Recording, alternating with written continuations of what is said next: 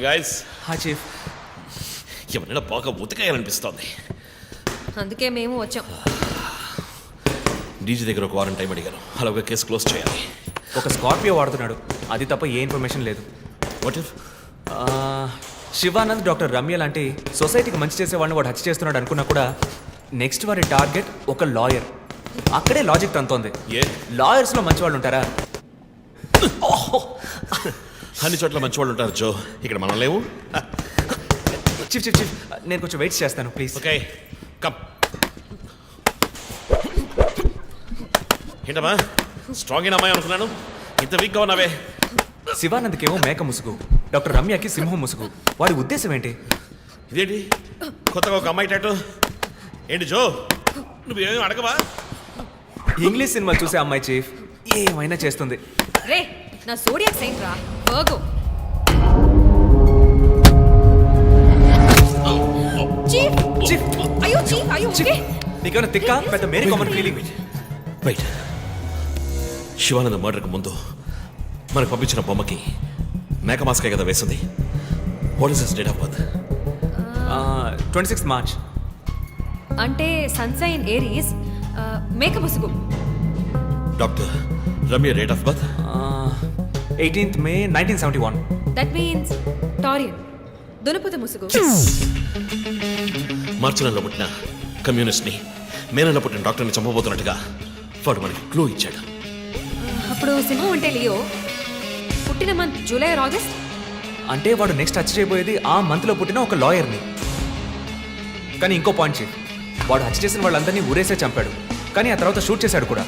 శివానంద్ని shoot చేసింది 4 సార్లు, doctor రమ్యని shoot చేసింది 3 సార్లు. సో నాకు తెలిసినంత వరకు వాడు నలుగురిని హత్య చేయడానికి ప్లాన్ చేసినట్టున్నాడు.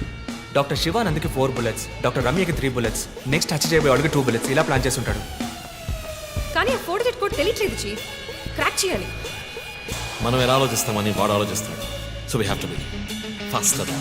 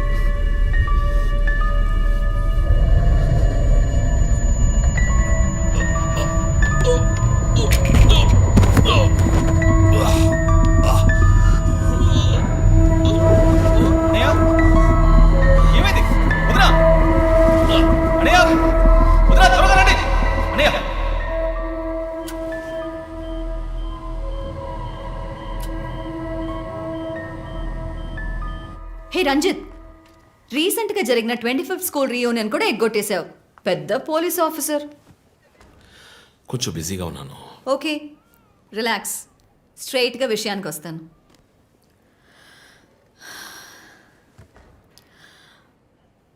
ఒక పోలీస్ వాడికి రాకూడని వ్యాధి. Looks like Parkinson's. Parkinson?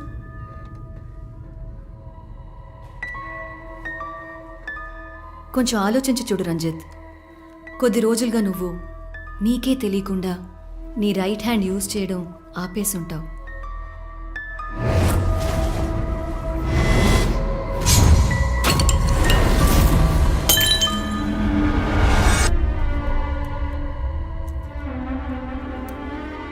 Middle బ్రెయిన్లో డోపమైన్ సెల్స్ సెక్రీట్ అవుతాయి. ఆ సెక్రీషన్ ఆగిపోతే ఈ కండిషన్ వస్తుంది. ముందు కాళ్ళు చేతులు కంట్రోల్ లేకుండా కొంచెం కొంచెంగా వణకడం మొదలవుతుంది. మొద్దుబారిపోతాయి. నీ సెన్స్ ఆఫ్ స్మెల్, వాసన శక్తి కూడా తగ్గిపోయి ఉంటుంది.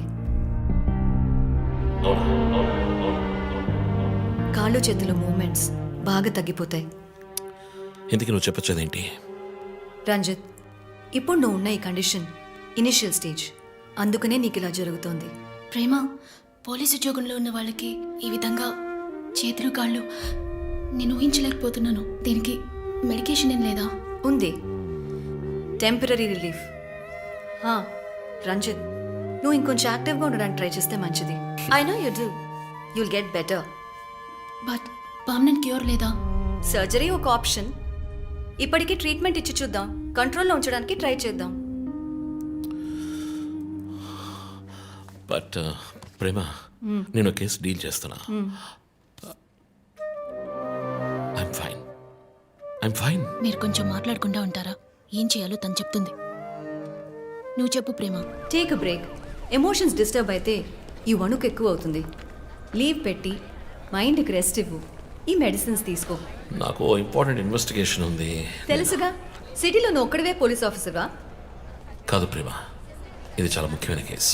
Ranjith, I'm going to give you 2 weeks time. ఆ కేసు సాల్వ్ చేసి నువ్వు హాస్పిటల్లో అడ్మిట్ అయ్యే తీరాలి. నేను చూసుకుంటాను Prema, don't worry. Okay, see you guys. Thanks. Take care. రేపు మీరు ఫుల్ రెస్ట్లో ఉండాలి, ఓకే?